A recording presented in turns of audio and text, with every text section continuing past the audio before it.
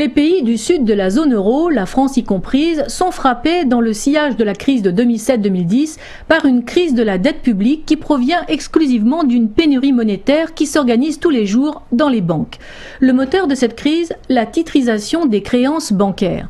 Celle-ci est tout à fait légale. C'est une création législative qui date de 1988 sous le gouvernement de Michel Rocard. Une directive européenne transposée dans la loi française qui transforme en titres financiers plus de 50% des Français ayant contracté des crédits bancaires, réduisant légalement en esclavage les débiteurs. C'est une véritable trahison politique dont les effets sociaux se traduisent encore de nos jours par la destruction massive de centaines de milliers d'emplois. Lorsqu'il y a moins de monnaie, il y a moins de capacité d'échange et donc surendettement à tous les étages de la société, de l'individu à l'État en passant par l'entreprise. Mais comment les banques détruisent-elles la monnaie? Quelles sont les raisons de cette destruction massive de monnaie? Dans quelles proportions? Qui sont les responsables? C'est à cet ensemble de questions que répond Dominique Michel. Économiste autodidacte, il participe au nouvel élan que véhicule Internet et qui révèle les grandes trahisons contemporaines. La finance étant l'une de ses cibles privilégiées, il vient de lancer le tout jeune syndicat de lutte contre les banques qui vise à fédérer les acteurs de ce combat pour organiser la surveillance démocratique de la politique financière et monétaire. Auteur d'un ouvrage intitulé « Crise de la dette, crime contre l'humanité », il nous explique dans un premier temps les conséquences de cette fameuse loi du 23 décembre 1988 et la mise en esclavage des emprunteurs par l'Europe des banquiers. Alors vous faites référence à une loi du 23 décembre 1988 de titrisation des créances bancaires, justement. Oui. Pouvez-vous nous en parler un peu plus ? Voilà, dès lors que l'on a ce prérequis, à savoir que la monnaie est une dette circulante, et que nous sommes donc tous, nous, dès lors que nous avons un crédit, producteurs de monnaie, cette loi est très intéressante parce qu'elle fige un statut ce que l'on va appeler du débiteur, hein, c'est celui qui a un crédit auprès d'une banque. Elle fige ce statut dans un autre monde, c'est-à-dire qu'il devient esclave. Alors pourquoi ? Moi, je suis né en 1955. En 1926, il y a une convention à Genève qui a défini l'esclavagisme. L'esclavagisme ? L'esclavagisme. Cette définition, elle est très simple. L'esclave est un individu sur lequel s'appliquent les attributs de la propriété. Et là, déjà, c'est simple, c'est tout. C'est pas les chaînes, c'est pas le manque de liberté. C'est pas la violence. Tout ça, on le sait que dans notre histoire européenne et américaine, on sait que l'esclavage, c'est aussi tout ça. Mais c'est d'abord et avant tout la traite des hommes, c'est-à-dire la vente des hommes. Or, cette loi a mis en place le grand marché financier à Paris, mais aussi à Londres, Bruxelles, Bonn à l'époque, Berlin, Rome, Madrid maintenant, Lisbonne, et la Grèce aussi, Athènes. Un grand marché financier, c'est-à-dire qu'avant il n'y avait rien. Et en 88, ils ont la communauté européenne, par une circulaire que nous avons été obligés de transposer dans notre droit national, a demandé fermement et sans contour à l'État français de mettre en place ce marché-là. Et elle a demandé à organiser les acheteurs. Hein? Alors imaginez-vous un grand caravansérail. Mais alors, quelle est la portée pour chaque individu justement que ça attendez, j'y arrive. Donc il y a des gens qui se sont constitués en OPCVM, enfin des gens des sociétés, parce qu'il y avait de l'argent donc à placer, qui était disponible, qui attendait simplement que des intérêts à prendre. Et l'État français, dans le même parcours de cette loi, a organisé les vendeurs. Et les vendeurs, ce sont les fonds communs de créances.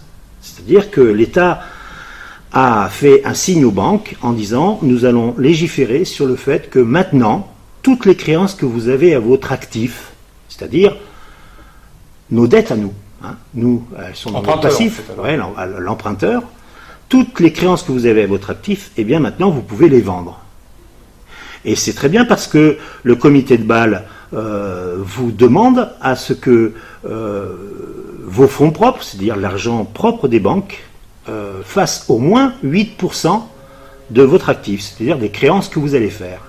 vous comprenez bien, et là c'est une petite parenthèse qu'il faut bien comprendre aussi, vous comprenez bien que dans cet état, les banques, si elles veulent augmenter leur chiffre d'affaires, c'est-à-dire le crédit, la masse des crédits qu'elles sont capables de mener, eh bien il faut qu'elles fassent des tours de table, j'allais dire permanents, pour augmenter leurs fonds propres. Or, comme ça n'est pas possible, les banques ont toujours les mêmes fonds propres, et elles purgent l'actif pour que ça fasse toujours le ratio de Cook, ce qu'on appelle le ratio de Cook de 100, de 8%.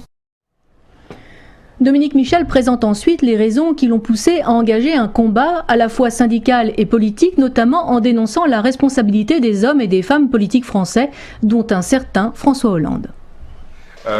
Vous avez engagé un combat personnel et syndical contre le système bancaire, mais aussi un engagement politique, puisque là vous avez quand même précisément nommé, enfin pas dans le d'entretien, mais vous m'aviez expliqué, vous visez précisément le président de la République actuelle, François Hollande, dans votre combat politique aujourd'hui, si je comprends bien. Pourquoi? Oui, eh bien parce que c'est un personnage clé de cette loi. Par opportunisme, hein. Je ne juge pas son action comme ça, et je le dis par opportunisme, et il s'est présenté comme étant le président de la commission paritaire mixte, la commission mixte paritaire, entre le Sénat et l'Assemblée nationale, pour finaliser le texte de cette loi-là. Donc il porte une responsabilité par sa synthèse. Hein. Il l'a bien analysé, ce texte. Il a bien su ce qu'il contenait, quelles étaient les conséquences. Savez-vous quand même qu'à l'heure actuelle, la destruction monétaire, c'est-à-dire la somme des titrisations des créances bancaires à l'heure actuelle, représente 450 milliards d'euros. Donc au lieu d'avoir peut-être 5 litres de sang dans notre corps, nous n'en avons plus que 3 litres. Voilà pourquoi l'économie ne marche pas. Partout vous entendez « Ah, bah il manque d'argent ». Mais oui, il manque de l'argent. C'est pas qu'il y ait beaucoup de riches ou beaucoup plus de riches. À la limite, ceux-là, ils ont toujours existé. Sauf que maintenant, il y a une capacité d'échange qui est amoindrie précisément parce que le moyen de cette capacité a diminué. Si on remettait en branle, si on obligeait les banques, et par exemple, hein, à mettre leurs créances comment dirais-je, les banques sont l'interface en fait entre les acheteurs et les débiteurs. Elles sont l'interface visible. C'est-à-dire que si vous ne remboursez pas, que la créance soit vendue ou pas, c'est la banque qui vous attaque. Hein, donc elles sont l'interface.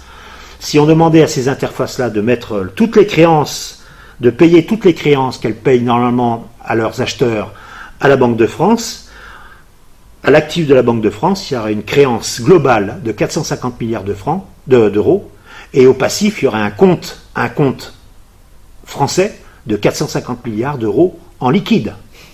Voilà le problème. Donc cet individu-là, il sait très bien et fort bien ce qu'il a fait en 88, ce qu'il a soutenu, ce qu'il a défendu. Et autour de lui, il n'y avait pas que M. Hollande. Ah non, alors là, il y a toute une ribambelle. C'est très étonnant. Il y a Mme Boutin, par exemple, il y a Ségolène Royal, il y a M. Le Foll, il y a M. Sarkozy, Fillon, Juppé, il y a M. Bayrou.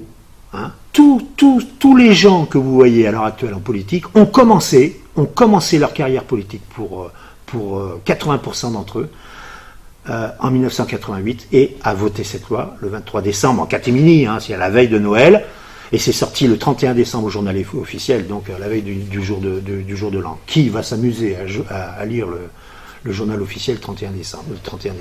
C'est-à-dire que donc les Français sont devenus des esclaves du monde financier malgré eux, en catimini, en 88, oui. Et qu'aujourd'hui vous leur apportez déjà l'information, oui. Qu'ils aient conscience effectivement de leur situation, et éventuellement des possibilités de s'affranchir de cet esclavagisme. Bien sûr. Il faut se confronter aux banques, il faut leur dire, par exemple, à partir de telle date, nous ne rembourserons plus les créances. Pour mettre en échec le système bancaire, une solution préconisée consisterait à retourner le système de titrisation et à revendre soi-même sa créance aux débiteurs de son choix, banque ou organisme financier, pourquoi pas russe ou chinois, ceci afin de faire réfléchir les pouvoirs politiques et bancaires locaux.